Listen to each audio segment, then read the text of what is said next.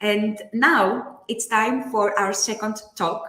We're very happy again and honored that we have with us Zeyad. Zeyad, he is a training developer for Hack the Box Academy. He was a pen tester for years, red team for years. He is also a very kind and honest person. He does amazing live hacking demos. We love that we had him at, I think it was the UniCTF stream, and we had amazing feedback. So that's why we brought him back again. He also really is now with his team, CBBH. And yeah, let's do some web hacking with Zeyad. I'm going to add him in the stream. Hello, Zeyad. How are you?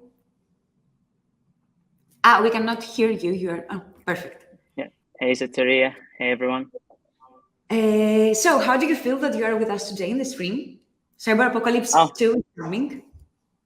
Yeah, very glad. Last time, like you said, we had some good opportunity to show some modules, and hopefully this time we can show some awesome stuff as well. Perfect. Whenever you want, you can start adding your screen in the stream so I can add it. And yeah, how is everything going with CBBH? How do you feel? Oh, it's amazing, actually. Let me just share my screen. Yep, there you go. Yeah, we're having a really good feedback, like you said, and everybody who's doing the bug bounty hunter path and doing the exam is giving us amazing feedback. And we usually, take user feedback from whether it's on Discord or an email and everything, and try to, improve our modules, improve the entire path. So it's constantly improving. So it's been very good times. And I see that now someone commented that now he is or she is solving your command injection module. Perfect. As we speak, you can watch Zeyad and you can solve Zeyad. Very nice. Zeyad, do you want to say a little bit about yourself? Yeah. So my name is Zeyad Al-Madani. Can you see my screen or not yet? Yeah. I can see it perfectly. All right. So my name is Zeyad Al-Madani. I'm from a small and lovely country called Bahrain. I work, as Sutia just mentioned, I work as a training content developer at Hack the Box Academy.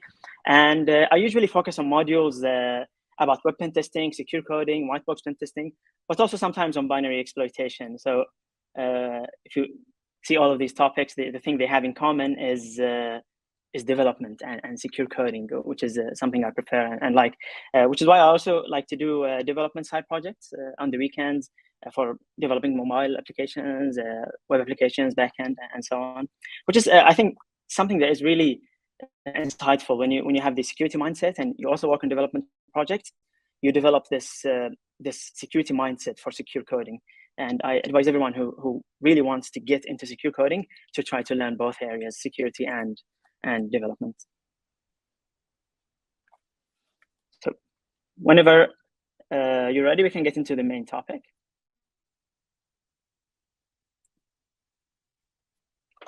Shall we?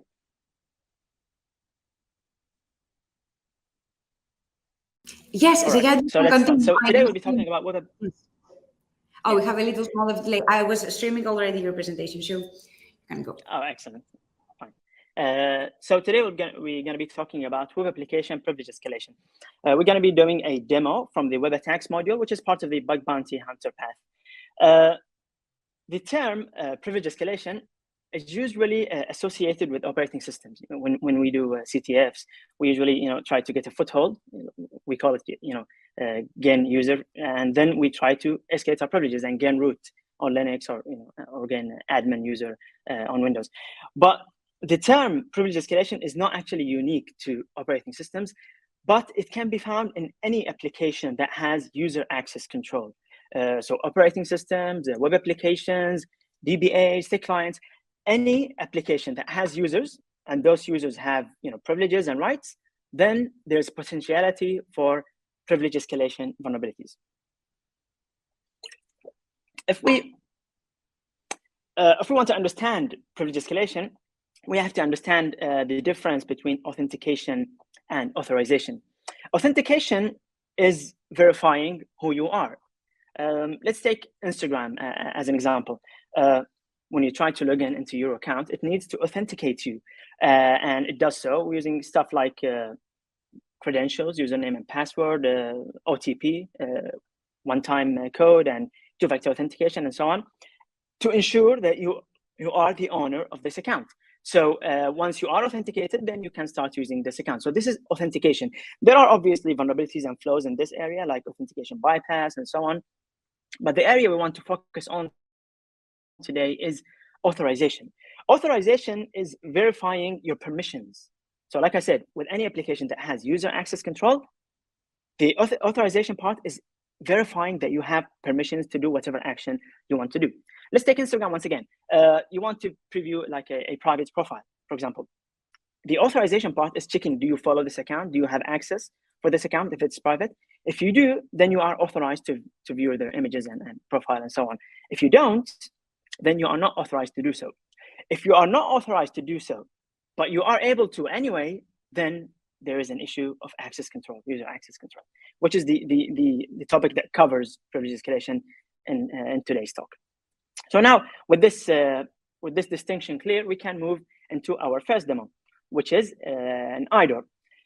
I'm gonna be using Burp. Last time I used the DevTools in the browser. This time, let's use Burp, so we can show both tools. And we have this exercise, which is part of the web attacks module in the IDOR section. And once we visit this web application, we see that we can see different documents, and we can also see our contracts and so on. So these are private files, and we can see them and download them. We also have the ability to edit our profile. When we click the edit profile button, we see that we have our let me just zoom out a little bit. Yep. We can see our profile details. We can also change our profile details. Let's say test about me, whatever, and update it, and we see that it does get updated. So this is something very common that we see in so many web applications, and these stuff are usually in modern web applications. They are usually handled through APIs. So you're not usually directly talking to the database. No, you're usually talking through an API. If we go to Burp and we check our history, we see that whenever we visit the page, we get a GET request to this API. It says profile, API.php, and profile, and then this appears to be our UID. If we repeat this request, send it to repeater and send it again, we see that we indeed do get our user details. We get our UID, our UUID, our role, what's our role, our full name, and so on, which is the data that was shown here. Some of it at least is shown here. Other parts are probably used for configuration and so on. Now, the thing we should ask ourselves is, am I authorized to read this? I am obviously authorized to read my own profile details, right? But what if I change this to another user UID? Let's change it to user number 2, click send, and we see that we do get this information. In some APIs, this may be okay. Let's take Instagram once again as an example. If you are trying to view some private profile, some of the information is public, like their profile image, their profile header, probably their username or their name, and so on. These things could be publicly available, and anybody can see them. Even if the profile is private, when you go to the profile, you would see this information. So it's fine to find this information. This is not a vulnerability. It's intended to be publicly available. But in this case, we see some stuff that may not be private, like the email. It's very dangerous to disclose everybody's email. I can just change the UID and view their email. I can view their UUID and their role, which is also, as we will see, some private information. And this is what is called an IDOR vulnerability. Being able to read something that we are not intended to read, and we should not be authorized to read. But the backend API allows us to do so anyway. We can change the profile to another user, and we see that we also get different information, and we do get their details. So this is one vulnerability. Let's keep it on our bag, and perhaps we can get to it later.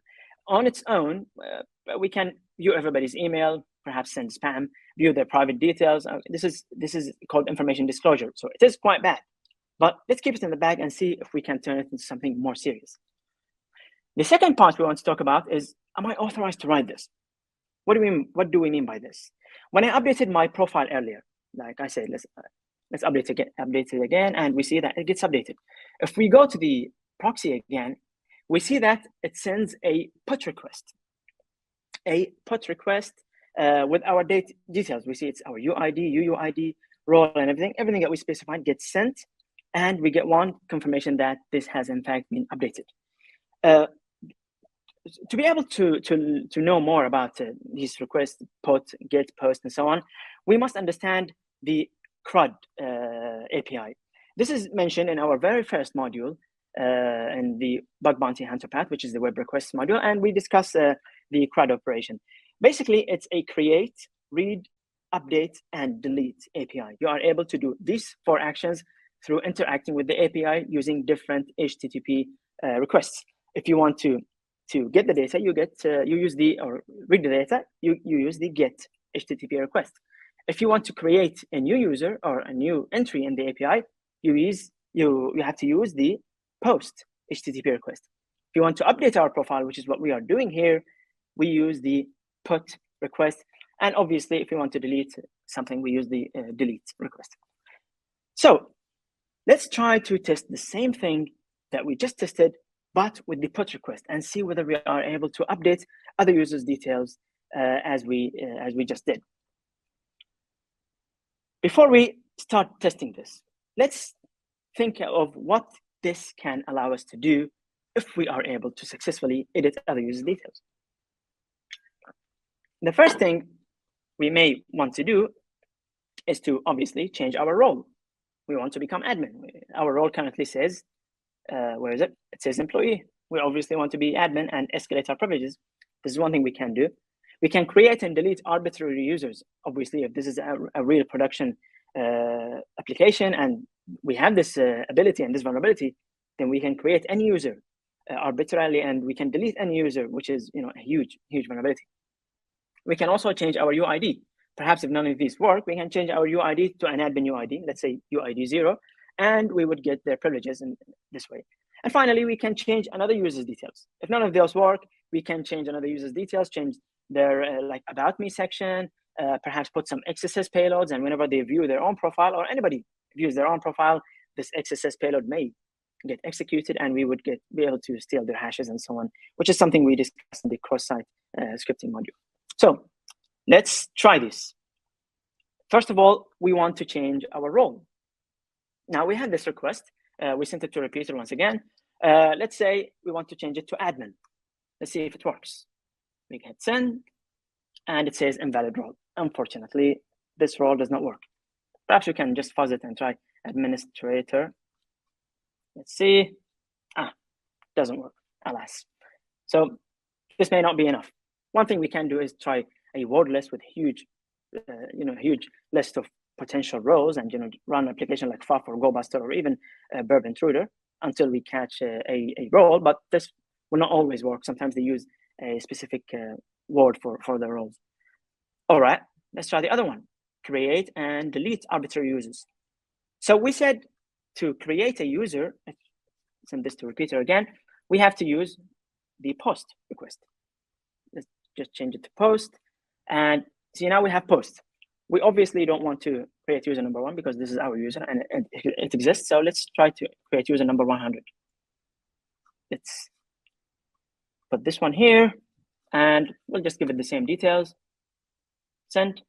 Let's just change the UID. Send. And we can now check if this has been created or not. Let's go back to this, put user number 100, and nothing. So apparently it was not created. We did not get any error message or something. Let's try to change it to another user. Send, see what happens. Invalid role. Okay, perhaps that was the issue. Let's just say employee. Oh, now we get an error message. It says creating new employees is for admins only. We tried to gain admin access, but we failed. So the second thing also failed.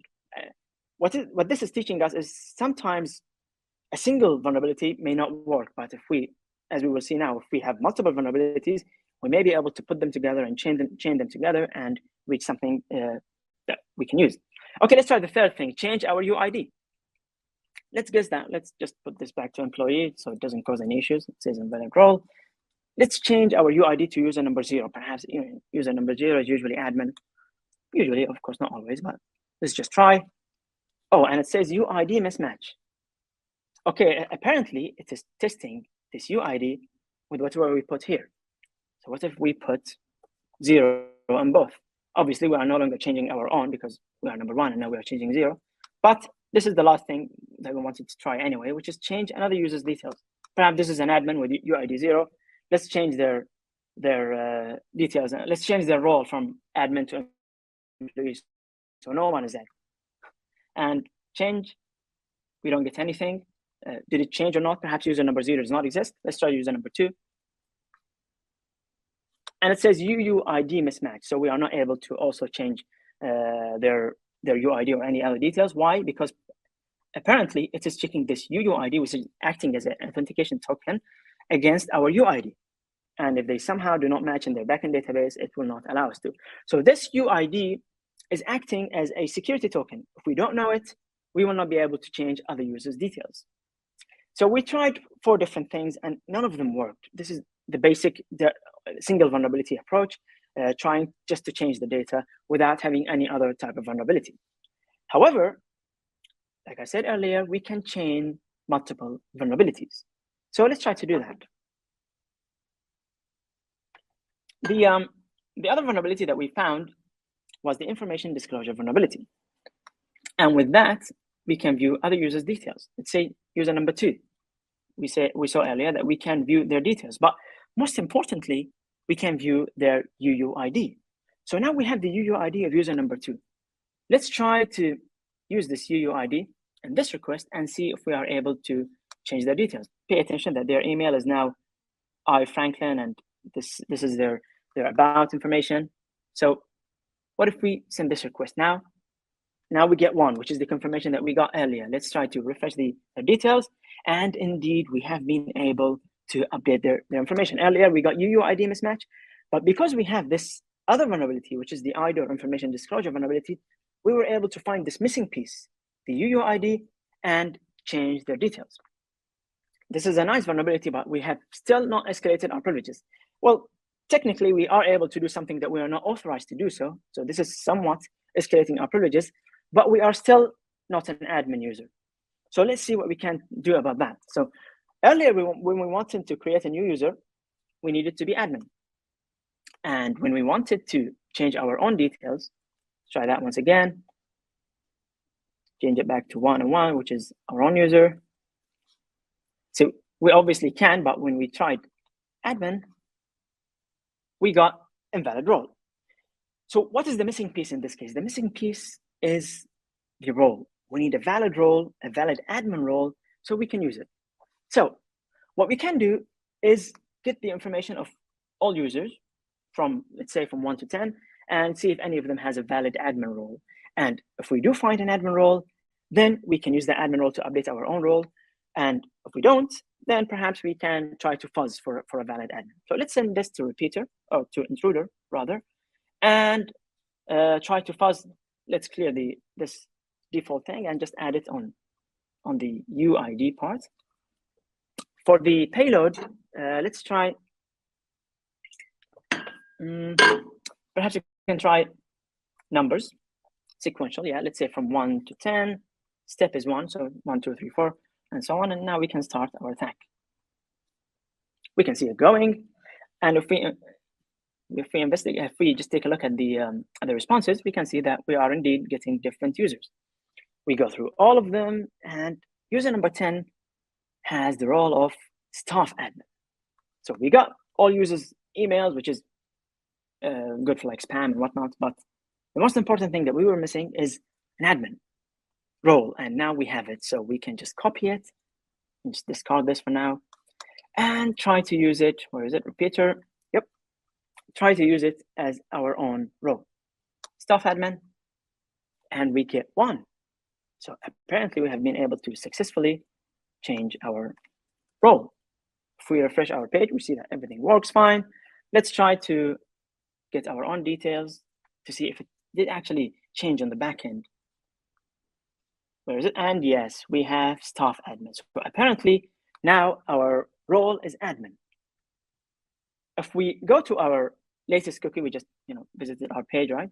If we go to our latest request, we see that the request now says staff admin in the cookie. Now, as a disclosure, cookies usually are not obviously in clear text. They are usually encrypted or obfuscated. In this case, we are only keeping it in clear text just to demonstrate that our privileges have actually changed. And in reality, we don't care what the cookie is, because whatever privileges we have are stored in the backend. So even if we are able to, whenever we are able to change our actual role in our API in the backend, then whatever cookie we will get will be of that role. So we change it to staff admin, we will get a cookie for staff admin. Here we are just keeping it in clear text to show that we have actually been able to change our own user.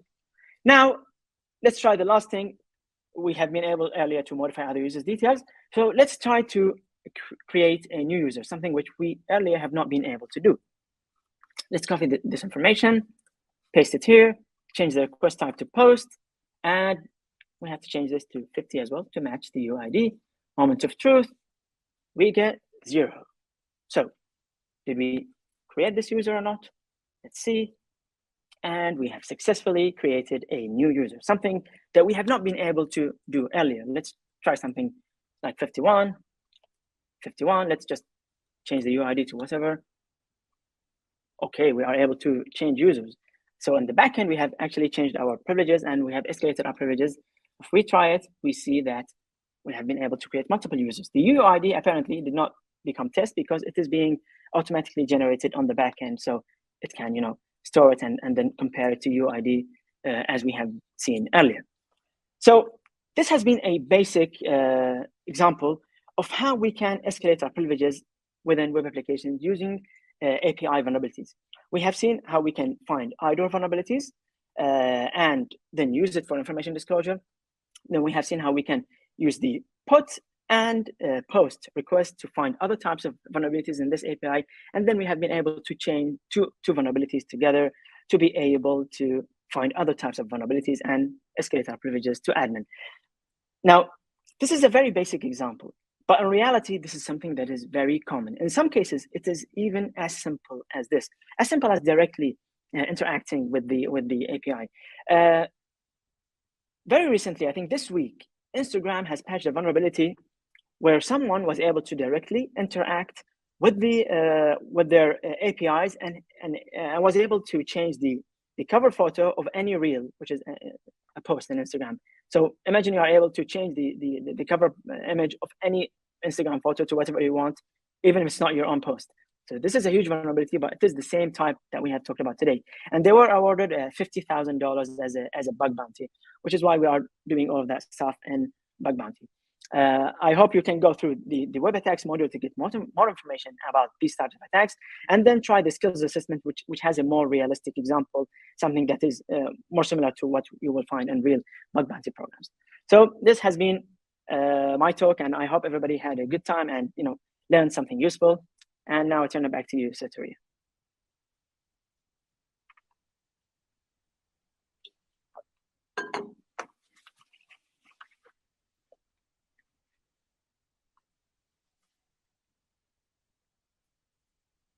I think you are muted. Let me just.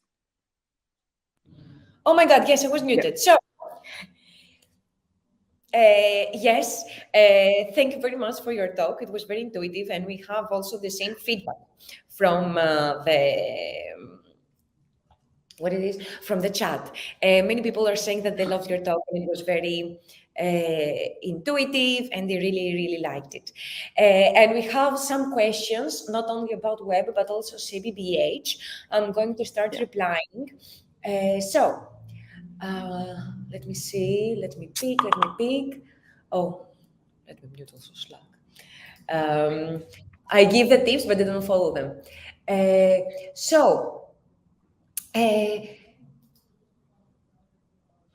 Is this BPH for web developers? Yeah, absolutely. As I talked at the very beginning of my talk, I said, personally, I like to do, things about, development and secure coding. And I think for web developers, the bug bounty hunter path is absolutely essential. We can see a lot of secure coding topics in the wild, and many of them do not cover as much topics as we cover in the bug bounty hunter path. And I think in today's world, so many developers need this factor that make them stand out on top of others. And I think having the ability to develop secure code is something that is really appreciated by companies and organizations and employers. Even companies like Apple and Google, they really appreciate someone with a secure coding ability and obviously a secure coding certificate. So I absolutely think that web developers should definitely seek the CBBH certificate. Nice. And how exactly the exams work? Yeah, so our exam, we have something that I personally find to be very convenient, which is once you complete the Bug Bounty Hunter path, complete all of the modules, and you purchase the exam ticket. If you have the silver annual subscription, then you have the exam ticket already purchased. In either case, once you have your exam ticket, you can start the exam whenever you want. So you don't have to schedule the exam, you don't have to book an appointment or whatever. You can study the material, review, and whenever you feel comfortable, you can start the exam. Once you start the exam, you will have 7 days to complete the exam and submit the report. All the details about the exam, you will get them once you actually start the exam. But if you complete the entire path and you have a deep understanding of all of the modules, you should be able to go through the exams. We also offer, which is another thing that I think is really convenient and something that is really excellent about Hack the Box certificates. We offer a free retake. So if you are not able to successfully pass the first attempt, you get free retake within two weeks, and you can start your exam within 2 weeks after you review everything that you missed. We also do provide feedback. So we take a look at your report, and then we provide feedback where you fell short and things that you missed, some kind of things that are general for testing and for pen testing, for web applications that you can use to improve your chances in your second attempt. That's very nice. And like you create a report, or how does this feedback work? How does it look like? I hope I will not get one because I started also CBBA. Yeah. Yeah, so we provide feedback to everyone. So even if you pass, if you don't pass, we try to provide constructive and positive, and positive feedback to everybody who does the exam. And the feedback would be in the form of a couple pages of report that you get. It's just like any other report that contains several points. Depending whether you passed or not, the feedback will obviously be different. But we hope that these points will be very beneficial for you. And we have just today in Discord, we have seen one of our students who said that he failed his first attempt, but then he took the feedback, which he said is general feedback. We're not like giving you pointers, do this and that, but something that you can use in any web application pen test, even in the future. So this is our kind of feedback. And if you follow them, these are really good advice that you can actually follow, and you find yourself that you find more stuff in your second attempt. Okay, and we have another interesting question that we have here, not from Discord as the others. Do we get taught how to create those reports? Do they get like a template? How they will create these reports? Yeah, so you get a template that contains all of the parts that you should submit. In addition to that, we are working on a module that is just about writing professional bug bounty and pen testing reports. And I think we at Hack the Box Academy think that the ability to write excellent reports is something that is absolutely essential for all pen testers and for all bug bounty hunters. In many cases, if you find the bug in a bug bounty program, even though you found it first, but you did not provide a good report, someone else may get the bounty. So we think this ability is absolutely essential, and we will provide a module about that in the coming few weeks. That's amazing. I didn't know that we're designing this thing. Yes, we have grown a lot as Hack the Box, so it's not very easy to monitor everything that is happening, and it's good. But that's very nice. And another, and I think very important question that I want us to go over is what skills the people are required to have and what they will gain after CBBH? Or do they need to have anything? Yeah, exactly. So we try to have the bug bounty hunter path approachable to everyone, which is why we start with the very basics. We start with web requests. So before starting if you have no IT experience whatsoever, you don't know how to use Linux, then we have the Linux fundamentals module, and we have the Windows fundamentals module. So you can start getting your hands on using Linux commands and so on. But once you are comfortable with Linux, you can start the path, and from the very beginning, we start teaching you about web applications, the basics of web applications, how to use curl, and how to interact with web applications through the terminal, how to interact with APIs, and then we teach you about burp and web proxies and so on. So you only need the basics of Linux fundamentals. And even if you don't have the Linux fundamentals, you can do the Linux fundamentals module. That's very nice. Thank you so much, Zeyad, for your time. We will go, all of you, to a small break of 10 minutes. If you have more questions, you can leave them in the chat. If, Zeyad, you have time to reply more questions in the YouTube stream. And we will go for a short break of approximately 10 minutes or less, because we're a little bit over time, so I think it will be just 5 minutes. And we will be back with another exciting talk. So I don't know, Zeyad, if you know what is our next talk.